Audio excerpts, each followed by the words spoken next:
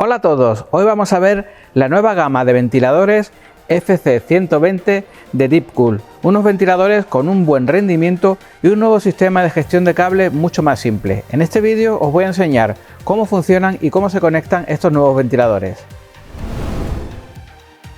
Bien, estos son los nuevos FC120, están disponibles en blanco y en negro. Estos son los blancos, lógicamente, y tienen un diseño optimizado tanto para la presión como para el flujo de aire, es decir, sirven tanto para refrigeración líquida, para ponerlo en los radiadores, como para instalarlo en nuestras cajas y que genere flujo de aire. La optimización se consigue, entre otras cosas, haciendo el marco mucho más fino. Este grosor es mucho más fino que en ventiladores convencionales y entonces queda más espacio para las aletas, por lo tanto da más rendimiento. Además llevan más aletas que los ventiladores normales y eso también mejora más el rendimiento. Por otro lado, en la parte trasera tenemos los soportes del motor con forma de guía helicoidal que hace que se eliminen las turbulencias y que el flujo de aire sea mucho más preciso y más constante. Lleva un rodamiento hidráulico que le da una durabilidad bastante alta y es capaz de funcionar entre 500 y 1800 revoluciones por minuto. El control es por PWM, es decir, que tiene un control mucho más preciso que los sistemas convencionales de regulación de voltaje. Este ventilador puede generar un flujo de aire de 61,91 pies cúbicos por minuto, CFM, y además genera una presión estática de 1,83 milímetros en un barómetro de agua, y todo ello con un nivel de ruido de tan solo 28 decibelios o menos. Es decir, que es bastante silencioso para el rendimiento que tiene.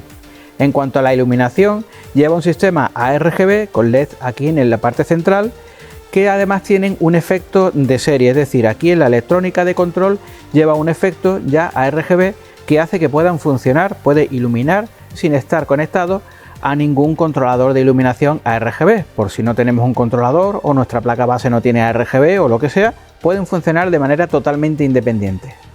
En cuanto a la conexión, es uno de los aspectos más innovadores de estos ventiladores. Llevan un único cable tanto para la señal ARGB como para el control PWM de los ventiladores, de lo que sería el motor, y además todos tienen un conector de salida, con lo cual podemos coger fácilmente los ventiladores y conectarlos así unos con otros,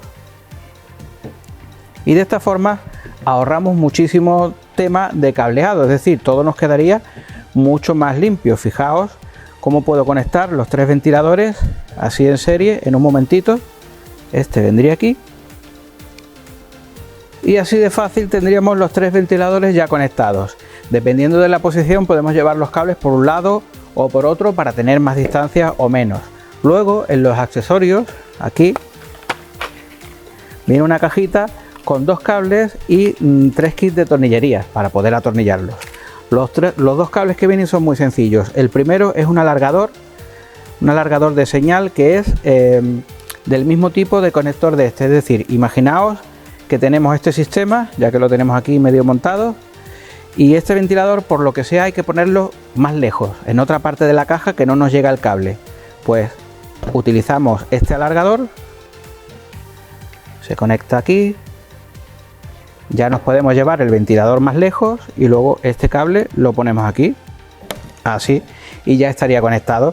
Y bueno, y el otro cable que tiene, ya este es el de control. Este cable, muy sencillo también de comprender, lleva un único conector que va al primer ventilador, ¿veis? Esto va así, y este cable lleva varias salidas. Lleva en primer lugar una toma para alimentación, que es con la que se alimenta todo, tanto los motores como la iluminación. Y luego lleva un cable para medir las revoluciones. El motor y los LEDs se alimentan del cable SATA, ¿vale? Pero este va a la placa base para poder gestionar las revoluciones de los tres ventiladores. Por supuesto, como están en serie, los tres girarían a la misma velocidad, ¿vale? Pero normalmente pues no vamos a tener problema con eso. Y luego lleva un último cable que es el de la entrada ARGB. Estos ventiladores, como ya dije antes, pueden funcionar de forma autónoma, es decir, ya traen un efecto de serie y no necesitan controlador, pero solo tendría un efecto. Y luego si los conectamos a un controlador ARGB en la placa base, de los que tienen 4 pines menos 1, porque son 4 con uno ciego para saber de qué lado ponerlo, pues se conecta ahí y ya funcionarían con la señal que les llegue de aquí.